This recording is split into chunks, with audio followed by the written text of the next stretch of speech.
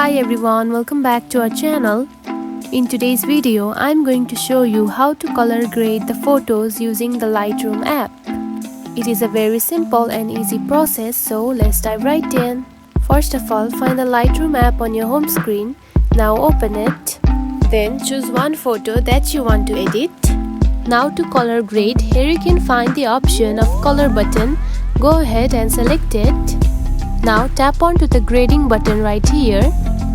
Then simply tap onto the circle and point the circle towards the color that you want to grade. Now you have other options also to grade the color. Simply keep on grading the color until you find the best one to edit your photo. And tap onto done. Then tap onto the color mix option right here.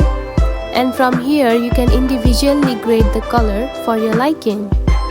And that's it. This is how you can grade the color of your photos in the Lightroom app.